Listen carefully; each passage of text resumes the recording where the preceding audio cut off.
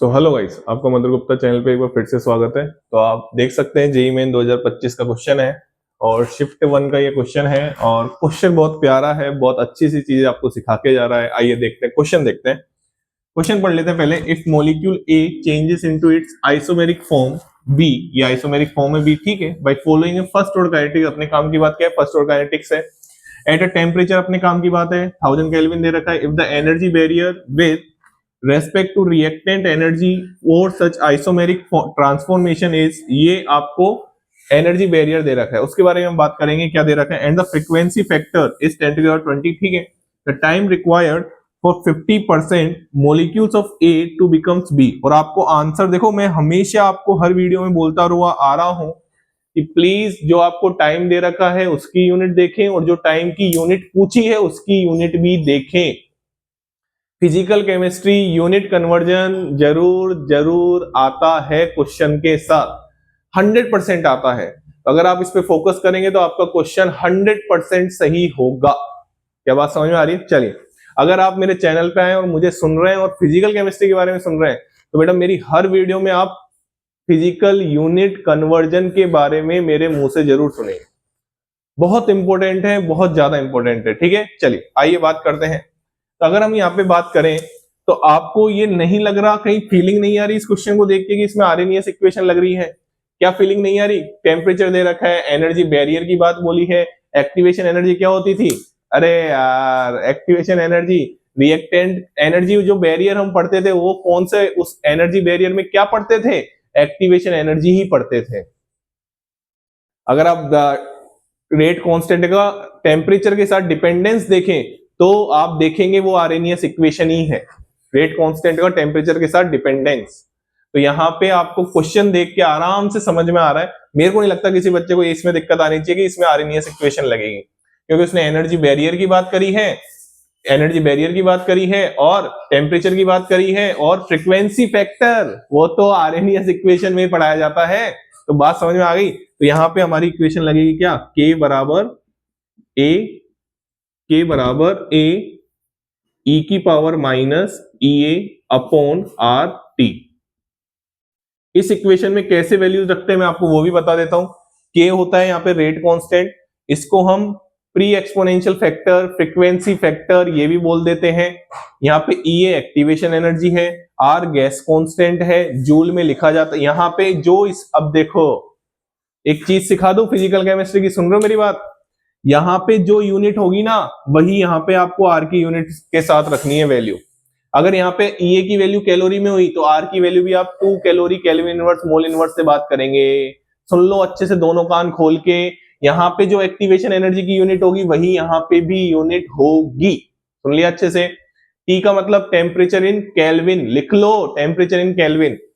फिर से बोल रहा हूं, तीसरी बार बोल रहा हूं, आर की वैल्यू डिपेंड करेगी इसकी यूनिट पे, किसकी? एक्टिवेशन एनर्जी की यूनिट पे। क्लियर? चलिए, तो अब मेरे हिसाब से अब तो क्या ही करना है, मतलब इसमें आपको क्या निकालना है? 50%, मतलब हाफ लाइफ निकालनी है। ये भी समझ में आ गया होगा। 50% कन्वर्जन क्या होता है उसका मतलब? हाफ लाइफ होती है। तो हाफ लाइफ बराबर क्या होता है फर्स्ट ऑर्डर काइनेटिक्स के लिए? हाफ लाइफ बराबर सर फॉर्मूला होता है, हाफ लाइफ बराबर फॉर्मूला होता है सर टी हाफ बराबर ln2/k। मतलब सर क्वेश्चन ये कहना चाह रहा है कि भैया यहां से k निकालो और यहां पे k निकाल के यहां पे रख दो, आंसर आ जाएगा। आइए कर लेते हैं, बस कैलकुलेशन करनी। आइए कैसे करते हैं कैलकुलेशन वो भी सीख लेते हैं। तो ये बराबर आएगा, ये आपको दे रखा है 10⁻20 आई थिंक, हाँ गया ये रहा, e की पावर माइनस ई की वैल्यू कितनी दे रखी भाई? हाँ गया 191.48। हाँ भाई जूल में, हाँ हाँ यही यूनिट कन्वर्जन है। यहाँ पे किस में आएगा? ये जूल में आएगा, क्योंकि नीचे भी आप क्या लोगे? जूल लोगे। तो यहाँ पे भी आपको आर की वैल्यू क्या रखनी पड़ेगी? 8.314 रखनी पड़ेगी। टेम्परेचर कितना है? 1000। टेम्परेचर की केल्विन में लिखते हैं, किस में लिखते हैं? केल्विन में। ये कट गया।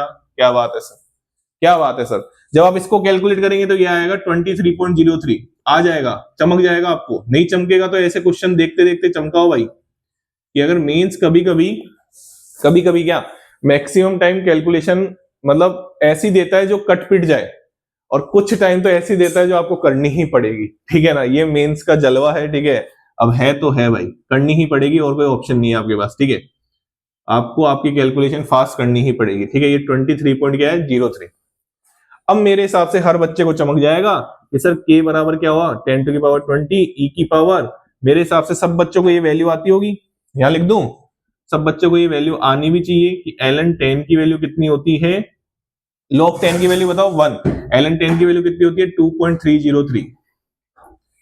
तो मेरे हिसाब से हर बच्चे को ये चमकेगा, चमकना भी चाहिए, ठीक है, कि सर आप इसको ऐसे लिख सकते हो ना, इसमें क्या दिक्कत वाली बात आ रही है, e की पावर माइनस ln 10 इंटू 10,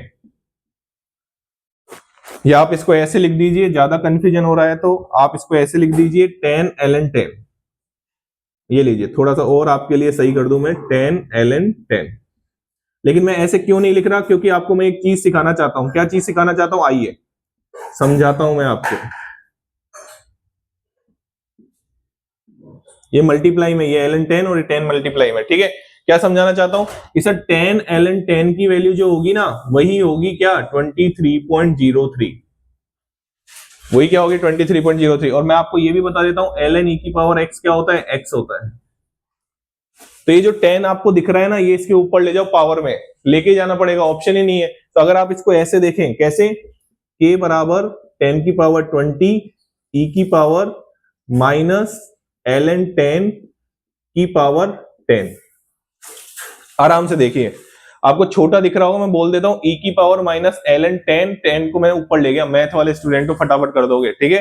तो बताओ k यहां से कितना आ गया बच्चा, k यहां से आ गया, k यहां से आ गया 10 टू की पावर 20, और ये अपन चल जाएगा 10 टू की पावर 10, तो ये कट जाएगा और यहाँ पे क्या आ जाएगा 10 टू की पावर 10, ठीक। इसको उठा के कहां रखोगे, यहां पे रखोगे। तो मैं इस क्वेश्चन को थोड़ा रफ कर देता हूं, ठीक है, मेरे को थोड़ी जगह चाहिए। आइए, इस क्वेश्चन का काम हो चुका है, कोई टेंशन वाली बात नहीं है, ऊपर कर देता हूं मैं आपके लिए कैलकुलेशन। आइए,